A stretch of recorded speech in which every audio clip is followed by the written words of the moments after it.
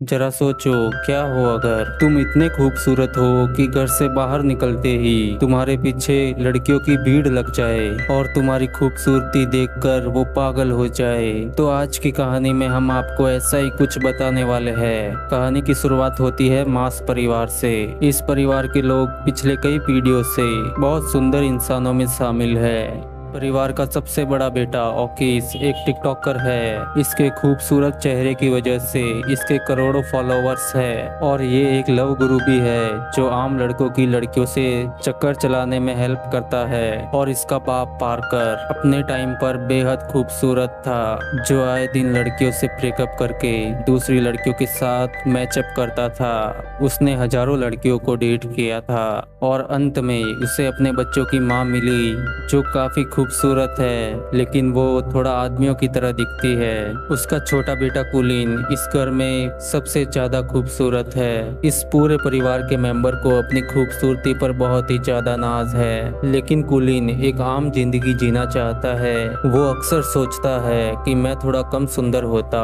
तो हर बार घर से बाहर निकलने पर उसके पीछे लड़कियों की भीड़ नहीं लगती। उसके चेहरे को देख के लड़कियां पागल सी हो जाती है। कोई बाल नोच कर इधर उधर नाचने लगती है तो किसी की नाक से खून बहने लगता है। और इसी के चलते कुलीन अब तक किसी लड़की से बात तक नहीं कर पाया। वो घर से ज्यादा बाहर नहीं निकलता और घर में ही पड़ा रहता है। कुलीन के पास उसकी मछली के अलावा बात करने के लिए कोई भी नहीं होता। वो अकेला ही पत्ते खेलते हुए अपनी मछली के साथ बातें करते रहता। उसके इस बर्ताव से उसके परिवार को काफी चिंता होने लगी। उसका बड़ा भाई ओकिस ब्यूटीफुल लड़कियों की तस्वीरें दिखाकर उनसे बातें करने को कहता और उनको सेट करने को कहता, लेकिन कुलीन उससे कहता कि उसको एक ऐसी लड़की चाहिए जिसको उसकी सुंदरता से घंटा फर्क नहीं पड़े। वो चाहता कि लड़कियां उसके दिल की वजह से उसको पसंद करे, ना कि उसका चेहरा देखकर। उसको घर से बाहर निकालने की कोई भी तरकीब काम नहीं आई तो घर वालों ने एक नया तरीका सोचा। वो गरीब होने का नाटक करने लगे ताकि कुलीन को स्कूल जाने पर मजबूर कर सके। एक रात जब कुलीन पानी पीने के लिए गया तो उसने अपने माँ बाप को कहते हुए सुना कि अब से हम लोग नाश्ते में सिर्फ अंडे खाएंगे ताकि हम पैसे बचा के कुलीन को घर पर ही पढ़ा सके। ये सुनकर कुलीन काफी दुखी हुआ और अगली सुबह उसने स्कूल जाने का फैसला किया। ये सुनकर उसका परिवार खुशी से नाचने लगा, लेकिन कुलीन ने कहा मैं उसी स्कूल में जाऊंगा जहाँ सिर्फ लड़के होंगे। ये सुन के बाकी सबका मूड थोड़ा खराब हो गया, लेकिन फिर भी वो मान गए कि ये बंदा कम से कम घर से बाहर तो निकलेगा। आज स्कूल का पहला दिन है। ऑकिस उसको बाइक से स्कूल तक छोड़ने गया, लेकिन बाइक से उतरने के बाद कुलीन हेलमेट पहनकर ही स्कूल के अंदर चला गया। उसने पूरे दिन हेलमेट पहनने का सोचा ताकि कोई भी उसकी खूबसूरती को नहीं देख पाए, लेकिन हुआ इसका एकदम उल्टा, क्योंकि सारे बच्चे हेलमेट की वजह से उसको ही देखने लगे और उसे परेशान करने के लिए सीडी नाम का एक लड़का और उसके चेले भी उसके पास आए। फिर जब टीचर आई तो उसने कुलीन को हेलमेट उतारने को कहा। अब ना चाहते हुए भी कुलीन को अपनी टीचर की वजह से ये हेलमेट उतारना पड़ा।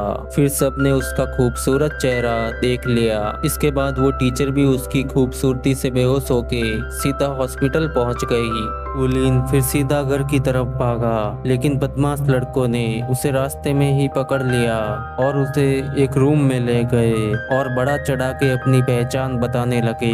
ये तीनों बहुत टाइम से इसी स्कूल में पढ़ते हैं। इनमें से एक सीडी नाम के लड़के को बीबीएम स्कूल की सबसे सुंदर लड़की अमांडा के साथ पार्टी में जाना होता है। अमांडा सुंदर लड़कों की बातें ही सुनती है, इसलिए उन लोगों ने कुलीन को बीच में अपना चमचा बनाने का सोचा। उन्होंने कीबो नाम के एक लड़के को धमकाकर कुलीन का दोस्त भी बना दिया। कुछ देर बाद कुलीन प्रिंसिपल के पास इन लड़कों की शिकायत करने के लिए गया। प्रिंसिपल, जो खुद अपने बेटे से बहुत परेशान होता है, उसने उल्टा कुलीन से कहा भाई यार इस लड़के के लड़की पटवा दे, फिर ये साले यहाँ से स्कूल तो छोड़कर जाएंगे। फिर कुलीन और कीबो मिलकर ये काम करने का डिसाइड करते हैं और अगली सुबह वो दोनों सीडी की सेटिंग करवाने बीबीएम स्कूल पहुँच गए। यहाँ उनको देख के लड़कियां चिल्लाने लगी और कहने लगी ये हेलमेट वाले लड़के को यहाँ से बाहर निकालो, पता नहीं कितना बुरा दिखता होगा, इसलिए तो इसने हेलमेट पहना हुआ है। और इस वजह से कुलीन अपना हेलमेट उतारने को मजबूर हो गया। जैसे ही कुलीन ने अपना हेलमेट उतारा, पूरी स्कूल में बवाल मच गया। कुछ घंटों बाद तो टीवी पर खबर आने लगी कि कुलीन की वजह से स्कूल की लड़कियां पागल होने लगी है। कोई लड़की पागल होके इधर उधर नाचने लगी तो किसी की नाक से खून बहने लगा। जब स्कूल की सबसे खूबसूरत लड़की अमांडा ने उसको न्यूज चैनल पर देखा तो उसको पहली नजर में ही कुलीन से प्यार हो गया। उसने ठान लिया कि मैं कुलीन को अपना बनाकर ही रहूंगी। जब चारों ओर ये खबर फैलने लगी तो कुलीन के घर के बाहर लड़कियों की भीड़ लगने लगी और कुलीन के परिवार वालों ने घर में एंट्री के लिए टिकट बेचकर पैसा कमाना शुरू कर दिया। जब कुलीन को इस बारे में पता चला तो उसको समझ आ गया कि मेरे परिवार ने पैसा कमाने के लिए मेरा यूज किया है। जब उन्होंने कुलीन को कॉल करके घर बुलाया तो कुलीन ने घर आने से साफ मना कर दिया। अब वो उसे ढूंढ रही लड़कियों से छुपने के लिए बिल्डिंग की छत पर होता है। तब पीछे से एक लड़की ने आके कहा, यहाँ से नीचे कूदने का प्लान तो नहीं है ना तुम्हारा। कुलीन ये देखकर हैरान हो गया क्योंकि वो पहली लड़की थी जिसे कुलीन को देख के घंटा फर्क नहीं पड़ा। उस लड़की को देख कुलीन के दिल की घंटी बजने लगी, लेकिन वो उससे कुछ भी बोल नहीं पाया। वो लड़की भी कुलीन से कुछ नहीं बोली और वहाँ से चली गई। कुलीन अपने घर पर नहीं जा सकता, इसलिए वो कीबो के घर अपनी रात गुजारने चला गया। कीबो और उसकी दादी ने कुलीन का काफी ख्याल रखा। अगले दिन दोनों कल छत पर मिली लड़की को ढूंढने के लिए बीबीएम स्कूल गए। तब वहाँ पर उसकी मुलाकात अमांडा से होती है और उन्होंने सीडी का खत अमांडा को दे दिया। अमांडा कुलीन की खूबसूरती से फर्क न पड़ने का नाटक कर रही थी, लेकिन जैसे ही वो गया अमांडा की नाक से खून निकलने लगा।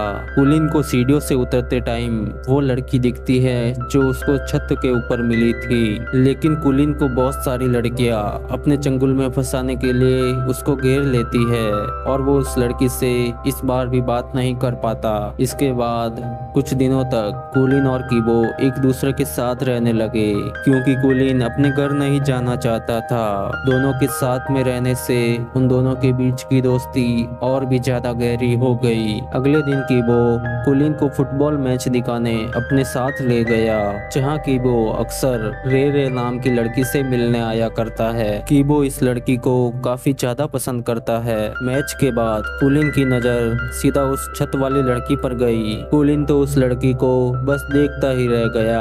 तभी कीबो वहां आया और उसने उन दोनों को मिलवाया और बताया इस लड़की का नाम रे है। अब जाके कुलीन को पता चला कि कीबो भी इसी लड़की को पसंद करता है। रे और कीबो काफी अच्छे दोस्त है और उन दोनों को साथ में देखकर कुलीन को बहुत जलन होने लगी। कुलीन रात को ठीक से सो तक नहीं पाया। वो बहुत ही कंफ्यूज होता है कि अब मैं क्या करूं, लेकिन आखिर में उसे याद आया कि मेरा भाई ऑकिस तो एक लव गुरु है, क्यों ना मैं उससे ही मदद मांग लूं। अगली सुबह कुलीन अपने भाई से मिलने पहुंचा।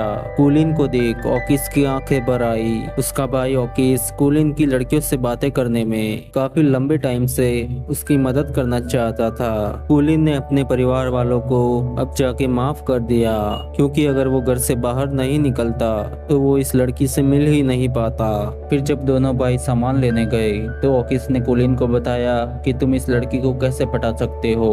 कुलीन ने वैसा ही ट्राई करने का सोचा, लेकिन उसे फील हुआ कि वो रेरे को इतना नहीं जानता जितना कीबो रेरे को जानता है। लेकिन वो फिर भी हार नहीं मानना चाहता, क्योंकि वो उस लड़की को किसी भी हालत में सेट करना चाहता है। एक दिन अमांडा लड़कों की स्कूल में गई और वहाँ उसने कुलीन को अपने बर्थडे पार्टी में आने का इनविटेशन दिया और साथ में उसको एक फोन भी दिया और कहा, बेबी मुझे इस फोन से कॉल करना, ठीक है। फिर शाम को रेरे, कुलीन और कीबो एक जगह घूमने गए, जहां कुलीन समझ गया कि रेरे भी कीबो को बहुत पसंद करती है। उन दोनों को साथ में देख के कुलीन को जलन होने लगी। बाद में जब कीबो चला गया तो उसने सीधा रेरे से पूछा, क्या तुम कीबो को पसंद करती हो? पहले तो रेरे ने ये मानने से मना कर दिया, लेकिन जब कुलीन ने झूठ बोला कि कीबो तो अमांडा को पसंद करता है तो अचानक ये सुनकर रेरे का मूड ऑफ हो गया और ये देख कुलीन समझ गया कि रेरे भी कीबो को पसंद करती है।